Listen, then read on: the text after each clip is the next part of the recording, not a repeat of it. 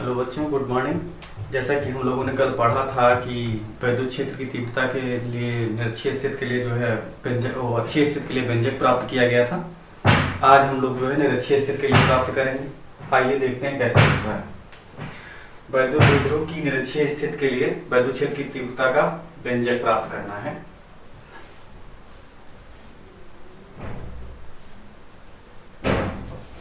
तीव्रता का व्यंजक आइए कैसे प्राप्त करते हैं। कल हम लोगों ने यूज किया था मैग्नेटिक डायपोल। ए लिया गया था, बी लिया गया था, यहाँ पर हमने प्लस चार्ज लिया था और यहाँ पर माइनस क्यू चार्ज लिया था। ठीक, एक माइनस क्यू था और एक प्लस क्यू था। और हमने आपको बताया था कि जो है वैद्युत द्विध्रुव विपरीत आवेशों के लिए ही कार्य करता है। ठीक, यहाँ से यहाँ तक की दूरी हमने मानी थी कितनी, 2L लिया था। और इस दूरी को हमने कहा था दूरी नहीं कहा जाएगा अल्पतम विस्थापन। फिर यहाँ बीच में हमने ओरिजिन पॉइंट लिया था O। ठीक, और O में यहाँ से हमने इसको डिवाइड किया था दो सेक्शन में। ये बना था आपका L और ये वाला बना था VL बना था। अब इसे हमने डॉट डॉट करके आगे लाइन बढ़ाया था और R दूरी पर हमने कहा था P पर हमें E की तीव्रता ज्ञात करनी है। लेकिन अब यहाँ पर इधर बढ़ाने से अक्ष पर हो जाता है सारा वर्क, लेकिन अगर हम ऊपर की ओर जा रहे हैं तो अक्ष पर ना होकर के काम का होगा, निरक्ष पर होगा। ठीक, यहाँ पर कोई पॉइंट P है, इसी पॉइंट P पर ही हमें जो है विद्युत क्षेत्र की तीव्रता का कैलकुलेशन करना है। E हमको फाइंड आउट करना है क्या होगा। ठीक, आगे थोड़ा ज्योमेट्री यूज करेंगे। ज्योमेट्री में हम इसे जो है मिला लेते हैं, A से B को, P से A को और P से B को मिला लेते हैं। ठीक, अब प्लस Q के कारण जो चार्ज जनरेट होगा वो हम देखते हैं क्या होगा। आपको बताया गया था क्या होता है, E1 होता है। क्या होगा, E1 होगा। और उसके बाद जो है माइनस Q के कारण जो चार्ज जनरेट होगा वो कौन सा होगा,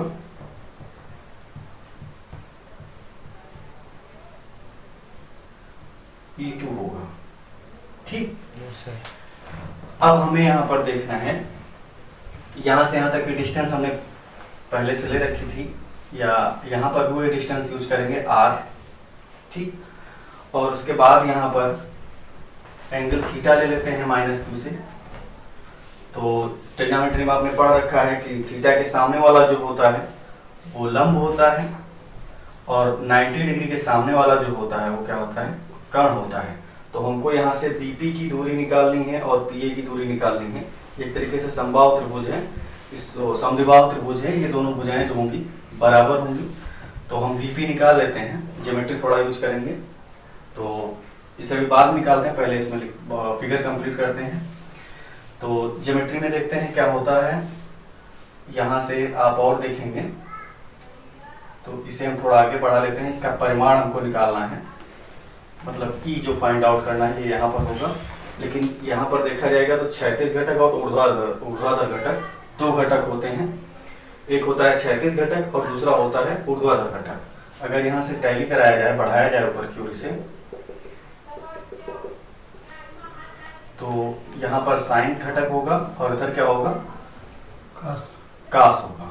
तो जो क्षैतिज में होता है वो उसका घटक कास होता है और जो ऊर्ध्वाधर होता है वो क्या होता है, साइन में होता है। ठीक, तो साइन नहीं यूज किया जाएगा। साइन की वजह से विद्युत क्षेत्र की तीव्रता जो होगी हमारी सारी निरक्षीय स्थिति के लिए शून्य हो जाएगी, उसको हम यूज नहीं करेंगे। ठीक, हमको कॉस के लिए ही फाइंड आउट करना है। तो कॉस के लिए फाइंड आउट करेंगे तो ये कास जो हमारा घटक है क्षैतिज का वो E1 के साथ लग जाएगा और E2 के साथ भी लग जाएगा। और उसके बाद जो है इसकी परिणामी तीव्रता हम निकाल लेंगे।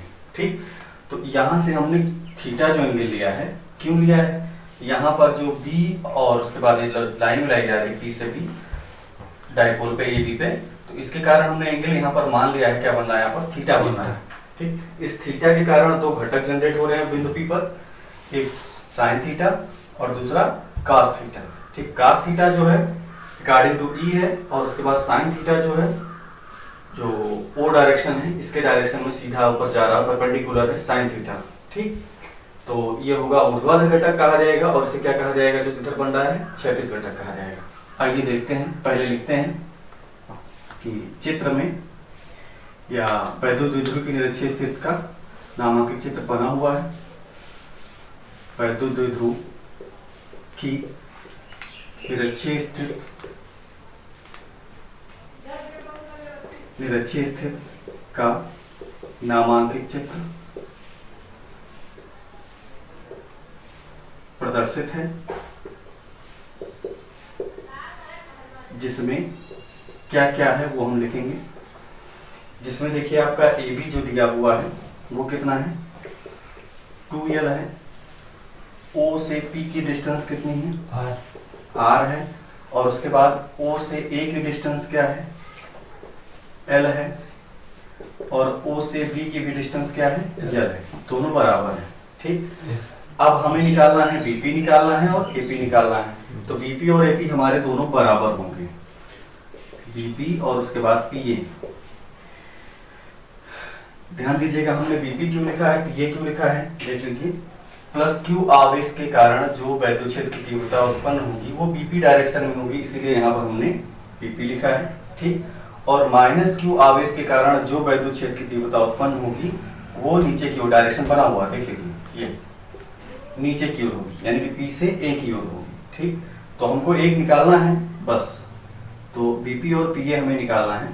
तो बीपी और पीए हमने मान रखा है, क्या है हमारा कर्ण ही है। चाहे इधर से देखें तब भी थीटा के सामने 90 के सामने वाला हमारा कर्ण दिखाएगा और थीटा के सामने वाला लंब दिखाएगा। और इधर अपोजिट देख लेते हैं तो ये भी क्या होगा कर्ण ही होगा और नीचे वाला आधार हो जाएगा और ये लंब हो जाएगा। ठीक, आइए देखते हैं। तो हमको कर्ण निकालना है तो ट्राइंगल यूज कर लेते हैं POB से। ट्राइंगल POB से जो हमारा घटक कंपोनेंट निकल रहा है cos थीटा, इसी का हमें यूज करना है। तो cos थीटा निकालते हैं तो cos थीटा बराबर होता है आधार बटे कर्ण। ठीक, आधार हमारा कितना है L। ठीक, L लिख लिया जाएगा और उसके बाद कर्ण हमारा क्या है के ही है, मतलब बीपी या एपी लिख सकते हैं, पीए लिख सकते हैं। ठीक, अब कर्ण हमें यूज करना है, कर्ण को फॉर्मेट करना है। तो कर्ण को फॉर्मेट करने के लिए हम पीजीटी लगाएंगे। पीजीटी का मतलब होता है पाइथागोरस प्रमेय से। पाइथागोरस प्रमेय हमारी होती है कर्ण का वर्ग बराबर आधार का वर्ग धन लंब का वर्ग। तो यहाँ पर देखिए हमें कर्ण ही निकालना है और आधार और लंब हमें पता हो गए हैं। आधार हमारा क्या है L है, क्या है L है, ये आधार लिखा हुआ है तो L हो जाएगा।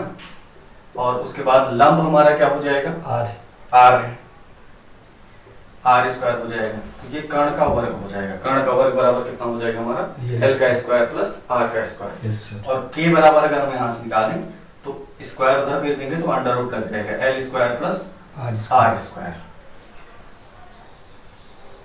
ये इतना हमारा टॉपिक हो गया। ये 3 नंबर का एग्जाम में पूछा जाता है।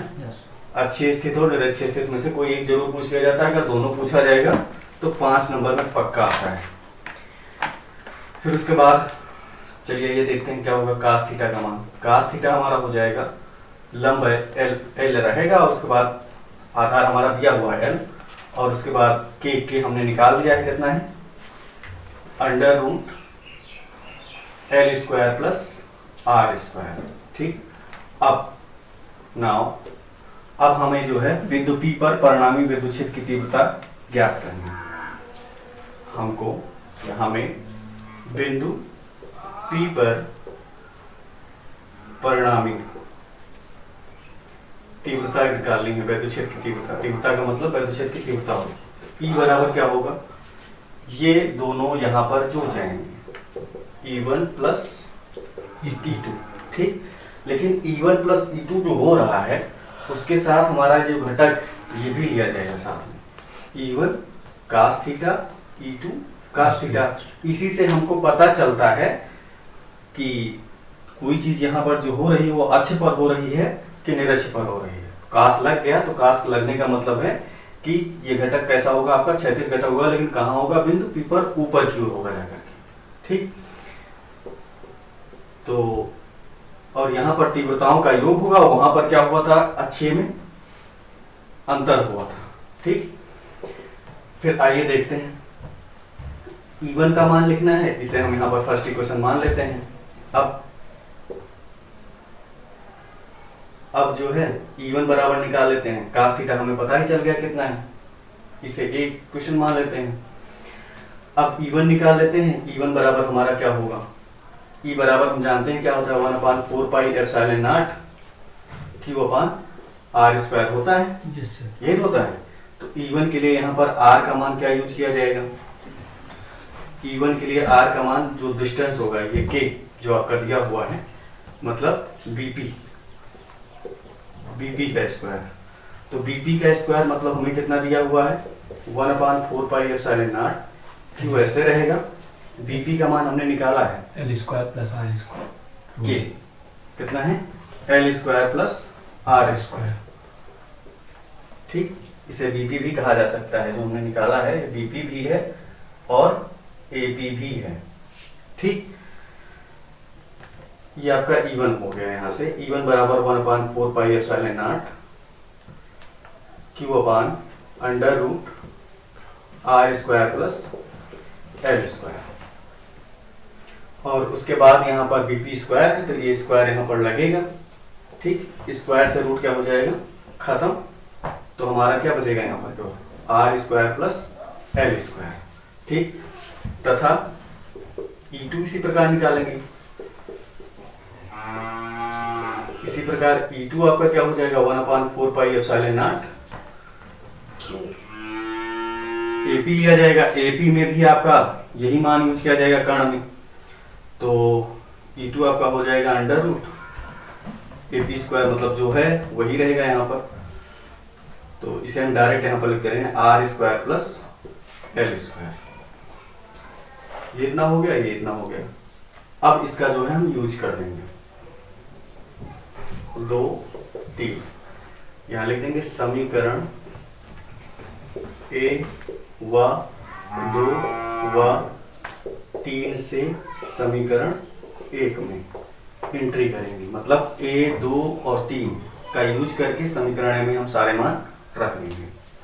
तो समीकरण 1 हमारा है क्या E1 + E2 एक साथ कर लिया हमने, और cos सेम है, cos को हमने बाहर कर लिया।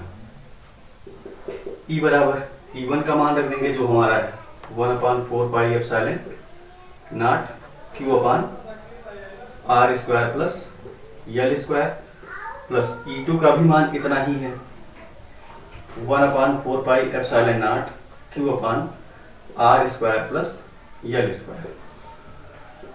ये इतना हो गया। और cos थीटा का मान कितना है हमारा cos थीटा का मान रख देंगे L/√R² + L²। अब देखिए ये दोनों चीजें सेम लिखेंगे, जैसे यहाँ पर भी देखिए वही है, यहाँ पर भी वही है। जैसे कह दिया जाए कि आपसे x ये है और x ये भी है, तो दोनों जोड़ लेते हैं तो कितना हो जाता है 2x। तो ऐसे ये इतना जो है आपका जोड़ करके क्या हो जाएगा 2 टाइम्स हो जाएगा, मतलब E इसको जोड़ देंगे 2 × 1/4 pi epsilon not Q/R² + L² और इंटू L/ जो आपका है वो रहेगा ही √R² + L²। ये 2QL एक साथ कर लेते हैं, या 1/4 पाई एप्सिलॉन नॉट आगे कर लेते हैं और Q × 2L साथ में कर लेते हैं, टोटल अपन R² + L² की पावर यहाँ पर कितनी है 1 है, और दूसरा जो दिया हुआ है R² + L² की पावर कितनी है 1/2 है।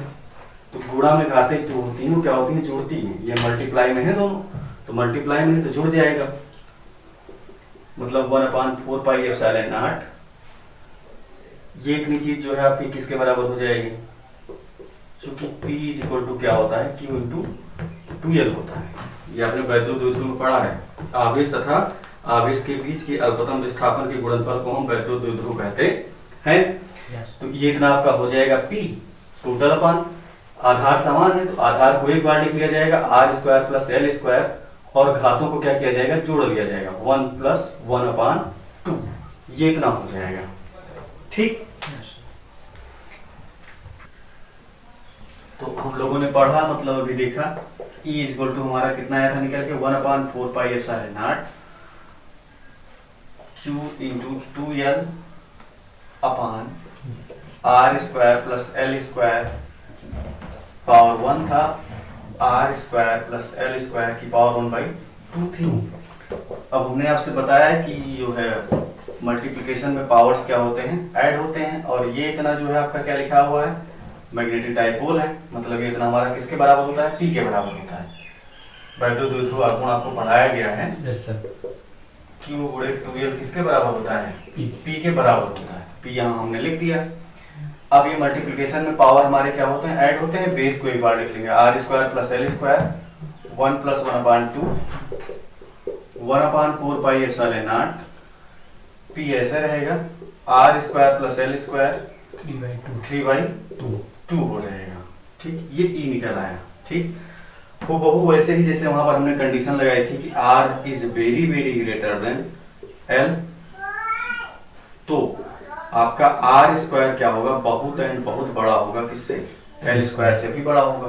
ठीक, तो हमने कहा था कि यहाँ पर जो है आपका L स्क्वायर, अर्थात हमने आपसे वहां पर कहा था कि L स्क्वायर को हम छोड़ देंगे।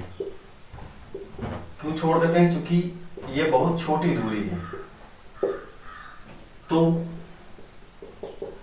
E इक्वल टू आपका क्या हो जाएगा 1/4 pi epsilon naught P upon R square बचेगा केवल, और उस पर पावर 3/2 बचेगी। यस। 1/4 पाई एप्सिलॉन नॉट ऐसे रहेगा। P पावर का पावर से मल्टीप्लाई होता है, R स्क्वायर इंटू 3/2, 2 से 2 आपका हो जाएगा cut. Yes sir. 1/4 pi epsilon naught P अपान हो जाएगा R क्यूब। ठीक, ये भी बोर्ड एग्जाम में और अदर कॉम्पिटिटिव एग्जाम में क्वेश्चन उठता है। देखिए कैसे उठता है, पूछा जाता है, हम आपको बता रहे हैं। वैद्युत क्षेत्र की तीव्रता जो होती है किसके ऊपर निर्भर करती है, 1/r स्क्वायर। ठीक, और फिर उसके बाद पूछा जाता है, बहुविकल्पीय में रहेगा, वैद्युत क्षेत्र की तीव्रता निर्भर करती है। ठीक, तो आप इसी ऑप्शन को टिक करेंगे। फिर एक क्वेश्चन और पूछा जाता है इसी में से, अच्छी स्थिति में और निरक्षीय स्थिति में। वैद्युत द्विध्रुव के लिए वैद्युत क्षेत्र की तीव्रता निर्भर करती है 1/r क्यूब की। आपने स्टडी किया होगा E का मान अक्षीय के लिए और निरक्षीय के लिए, दोनों के लिए क्या होता है। अक्षीय के लिए हमने पढ़ा है और निरक्षीय के लिए हमने क्या पढ़ा है, दोनोsich को एक्सप्लेन कर दे रहे हैं। निरक्षीय के लिए हमने निकाल लिया क्या होता है, E equal to 1/4 pi epsilon naught P upon R cube, और निरक्षीय के लिए हमने पढ़ा, अक्षीय के लिए पढ़ा है 1/4 पाई एप्सिलॉन नॉट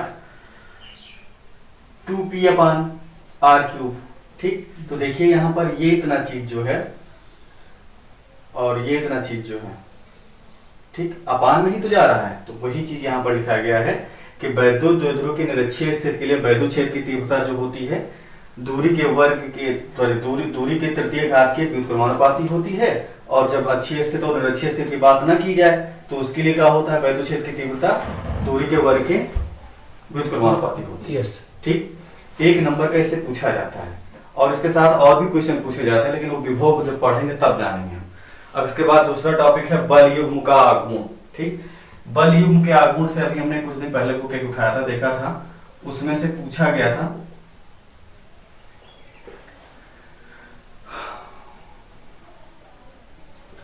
बल युग्म का आघूर्ण क्या होता है। ठीक, तो उसमें पूछा गया था, सीपीएमटी एग्जाम में था 2009 में क्वेश्चन पूछा गया था कि बल युग्म का आघूर्ण निर्भर करता है, या बल युग्म के आघूर्ण का सूत्र होता है, क्या होता है, tau is equal to p और उसके बाद ई करके लिखा हुआ था, p into e, vector form में भी लिखा था। ठीक, पी डॉट ई यही करके था। ठीक, बल युग्म का आघूर्ण जो है डॉट लगा हुआ है, वेक्टर क्वांटिटी है। ठीक, तो देखते हैं क्या है कैसे है, इसे भी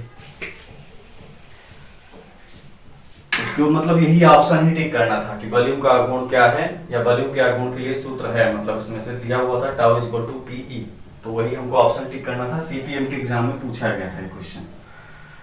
और उसके बाद जेई में भी पूछा गया है, जैसे आपने निकाल रखा है एप्सिलॉन नॉट की बीमा और एप्सिलॉन की बीमा। ठीक, आप देखेंगे बुक से उठा करके तो मैक्सिमम क्वेश्चन आपको मतलब जो पढ़ाया गया है टॉपिक उसमें से 30% कंपटीशन में आ रहे होंगे। ठीक, हमने देख रखा है, बाकी आपको देखना है। देखिए क्या है, बल युग का आगमन हमने आपको बता रखा है कि हमको पढ़ना किसके अकॉर्डिंग से, जो टॉपिक पढ़ रहे हैं उसकी हमें जो है उसका सबसे पहले उसका प्रतीक लिखना है, उसके बाद उसकी परिभाषा लिखनी है, फिर उसके बाद उसका सूत्र लिखना है, फिर उसके बाद उसका मात्रक लिखना है, फिर उसके बाद उसकी बीमा लिखनी है। ठीक, वो सब सारी चीजें हैं क्या, देखो। तो इसका प्रतीक क्या है, इसे हम किससे प्रदर्शित करते हैं, इसे हम टाउ से प्रदर्शित करते हैं।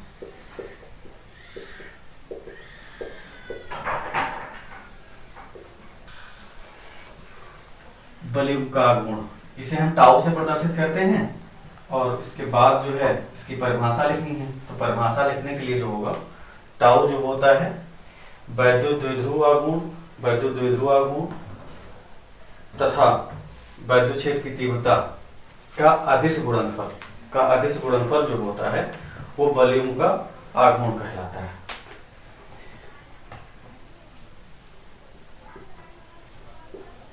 वैद्युत द्विध्रुव आघूर्ण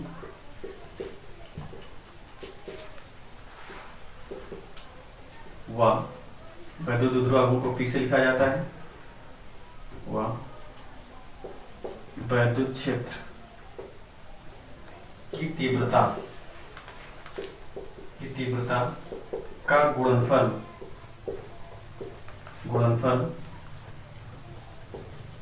बल युग्म का आघूर्ण कहलाता है।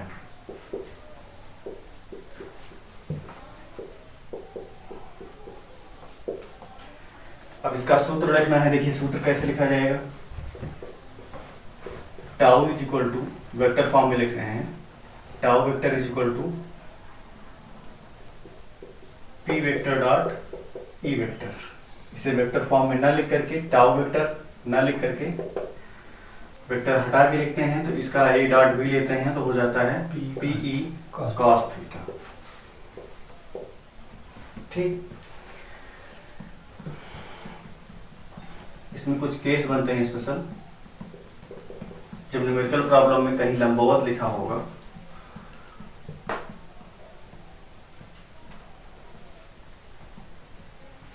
तो थीटा बराबर यहाँ पर आप क्या लेंगे 0 डिग्री के लिए, या हमारा टाउ मैक्सिमम कब होगा, थीटा बराबर 0 पर टाउ हमारा क्या होगा मैक्सिमम हो जाएगा।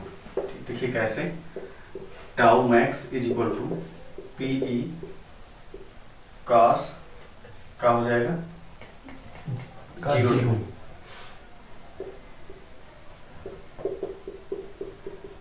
पी ई कॉस 0 का मान कितना होगा 1।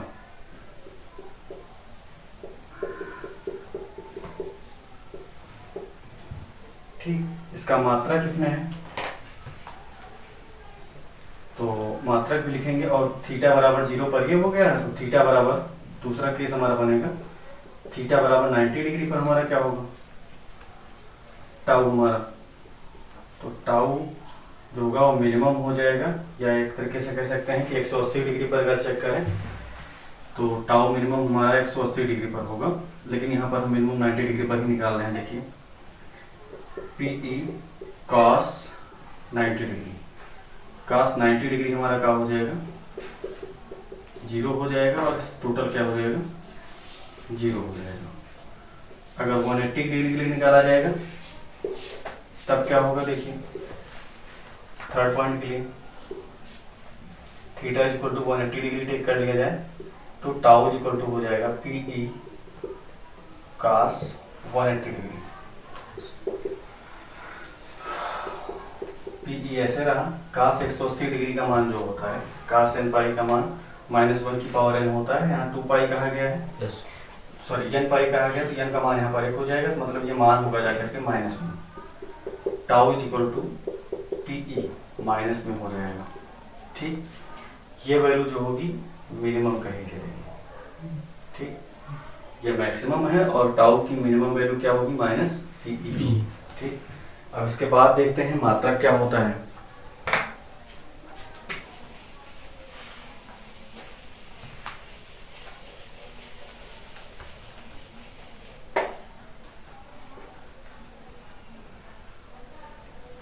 यूनिट क्या होती है टाउ की।